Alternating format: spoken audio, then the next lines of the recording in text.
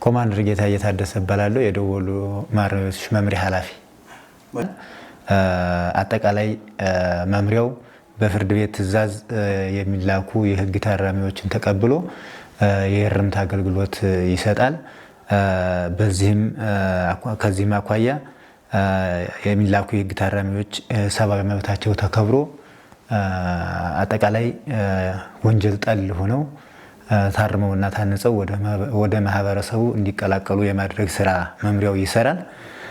በተጨማሪም የህግ ታራሚዎች በቆይታቸው ጊዜ ታርመውና ታንጸው የሙያ ባለቤት ሆነው እንዲወጡ ይደረጋል።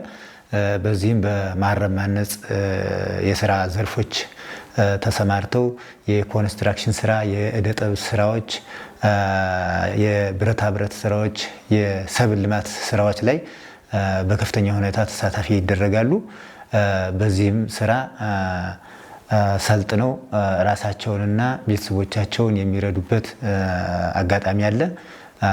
በዚህም በስልጠና በተግባርና በቲዎሪ እየተሰጠ በተግባር የሚሰጡ በተለይ የሰብል ልማት ላይ አንደኛ የውስጥ ገቢ ማረሚያ ቤቱም ያገኛል። እነሱም ትምህርቱን ወስደው ቀጥታ እንደተፈቱ ፋንክሽናል ያደርጋሉ ማለት ነው።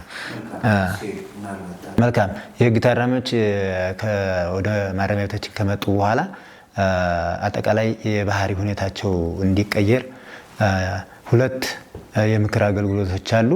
የግልና የቡድን የምክር አገልግሎቶች ይሰጣል። በቡድን የሚሰጡ አጠቃላይ በቡድን ታራሚዎች ተደራጅተው በዋና ምክር አገልግሎቶችና በረዳት ምክር አገልግሎቶች አማካኝነት ይሰጣል። የግል የምክር አገልግሎት ደግሞ የእርስ በርስ የግል ምክር አገልግሎት ውስጥ ላይ አደረጃጀቶች አሉ። በእነሱ አደረጃጀት የባህሪ ለውጥ እንዲያመጡ፣ እንዲጸጸቱ፣ ወደ ማህበረሰቡ ሲቀላቀሉ ምን መስራት እንዳለባቸው፣ የወንጀል አስከፊነትን ምን እንደሆነ በሚገባ በሁለቱም የቡድንና የግል የምክር አገልግሎት እየተሰጠ ይገኛል። ለውጡ የሚለካው ያው በቆይታቸው ጊዜ የባህሪ ለውጥ አምጥተዋል አላመጡ የሚል ይገመገማሉ። ለዛም አደረጃጀት ኮሚቴ ያለው የባህሪ ለውጥ አምጥተዋል አላመጣም የሚለውን እያንዳንዱ የምክር አገልግሎት ባለሙያዎች ደረጃ እያስቀመጡ ይገመግማሉ። በትክክለኛ ታርመዋል ታንጸዋል የሚለው አስተያየት እየተሰጠ ለሚመለከተው አካል እየቀረበ መብቶቻቸውም አሉ። የይቅርታ ተጠቃሚ ይሆናሉ፣ የአመክሮ ተጠቃሚ ይሆናሉ። መለኪያችን በዚያ ነው። የህግ ታራሚዎች መጀመሪያውኑ ወደ ማረሚያ ቤት በፍርድ ቤት ትዕዛዝ ሲላኩ ሰብአዊ መብታቸው ተከብሮ የሕክምና፣ የምግብ፣ የመኝታ አገልግሎት እንዲያገኙ ህገ መንግስቱ ይደነግጋል። ከዚህም አኳያ ጤናቸው የተሟላ እንዲሆን በመጀመሪያ የቅድመ መከላከል ስራ ይሰራል። በቡድንም በግልም አጠቃላይ በዘመቻ በውስጥ የጤና መከላከል ስራዎች ይሰራሉ። ከዚያ ባለፈ ደግሞ የጤና መታወክ ሲያጋጥማቸው መምሪያው ላይ የተሟላ ክሊኒክ አለ።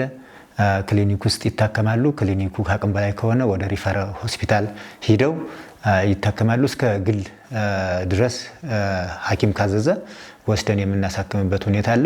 ክሊኒኩ ላይ ያው ዘመናዊ ክሊኒክ ነው። ይሄ ውስጡ መድኃኒት የተሟላ መድኃኒት አለ። በዚህ 6 ወር እንኳ ቢያንስ ከ1 ሚሊዮን 100 ሺህ ብር በላይ የሚያወጣ መድኃኒት በክሊኒኩ ውስጥ መደብር ላይ አለ።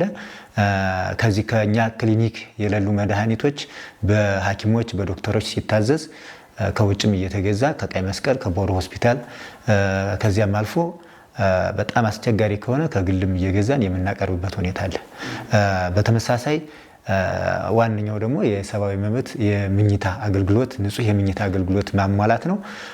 በተለይ የሴቶች የህግ ታራሚዎች የምኝታ አገልግሎት በጣም በአሪፍ ሁኔታ አደራጅተነዋል። ለጤና ሳቢና ማራኪ በሚሆን ለጤና ምቹ የሚሆን ምኝታ ተዘጋጅቶላቸዋል። በተጨማሪ የወንዶች ያው ለረጅም ጊዜ የቆየ እና በጭቃ የተሰራ ስለሆነ እሱ ትንሽ አገልግሎቱ ትንሽ እንዲያለ ነው። ግን ከወሎ ዩኒቨርሲቲ ችፑድ ፍራሽ አልጋም መጥቶ በተገቢ ሁኔታ አገልግሎት እየተሰጠ ነው ያለ።